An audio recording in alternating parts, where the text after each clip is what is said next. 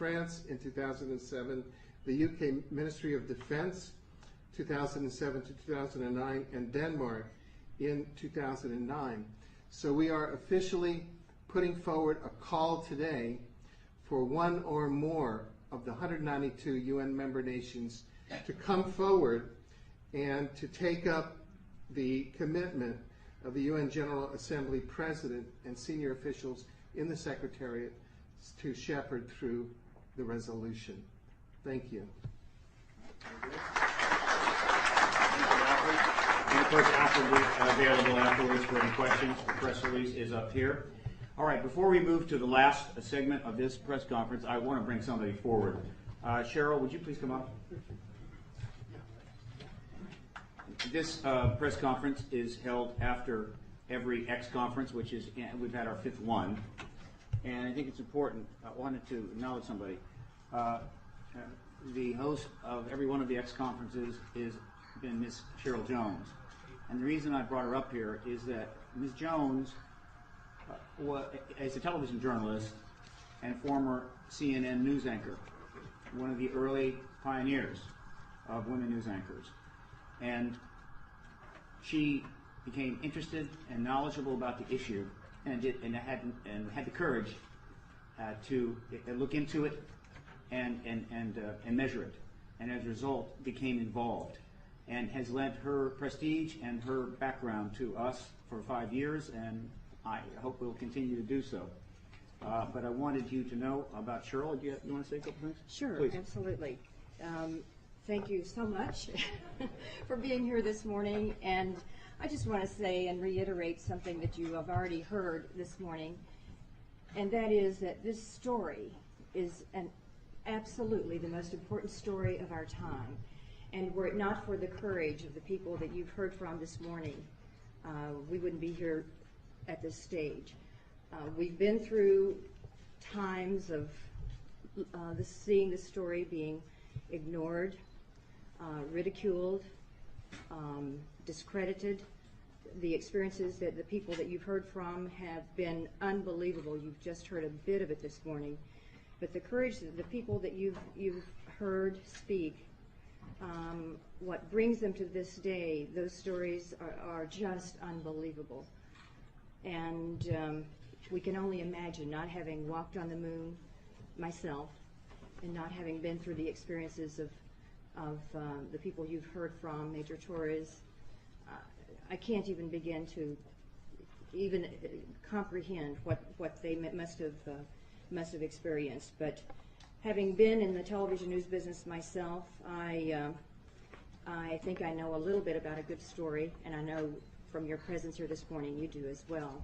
And let's hope from this day forward we can put the way this story has been treated in the past behind us, give it the proper respect and importance that it deserves, and heed some of the advice of Dr.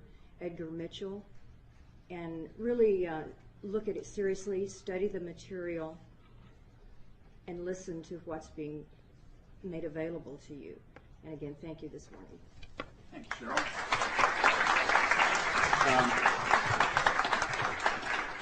Very quick. Is Jeffrey Jenkins here? Jeffrey, are you here? Okay. Just want to remind Alfred and Dr. Alexander that hopefully he'll be here and he'll be departing at 12 for the airport. I want to mention now, before we bring up the last person, that one of the things that Paradigm Research Group does is it publishes a news media archive, or news media watch of the mainstream coverage of this issue.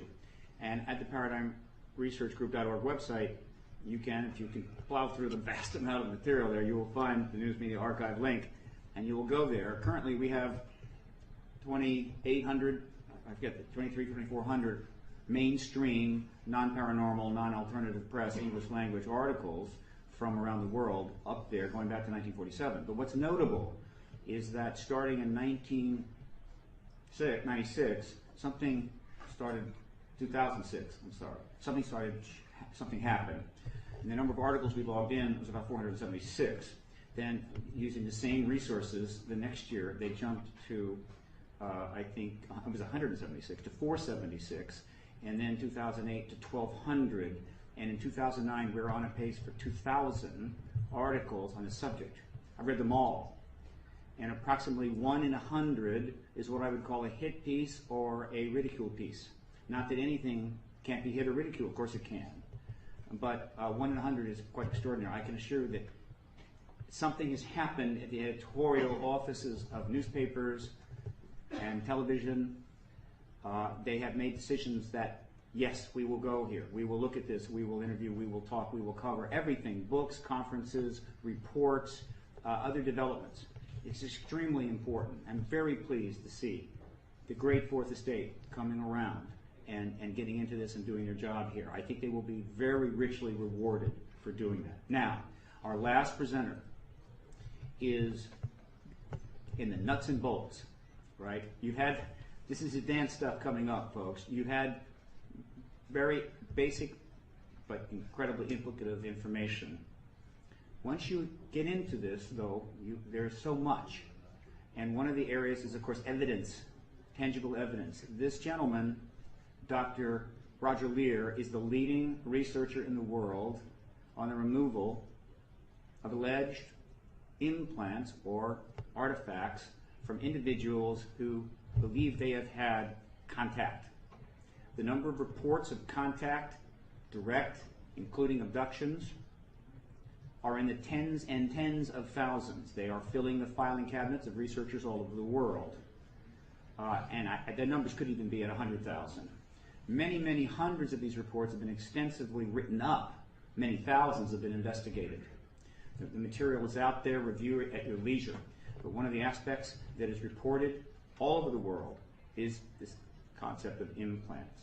Dr. Leir has removed a number of these. With the limited resources, he has analyzed them to the best that he could. However, his resources have improved.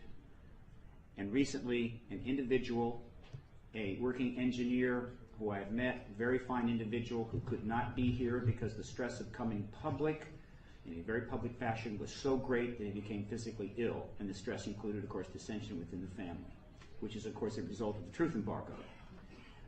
But the doctor will be available later time, and one of the an analyst is here.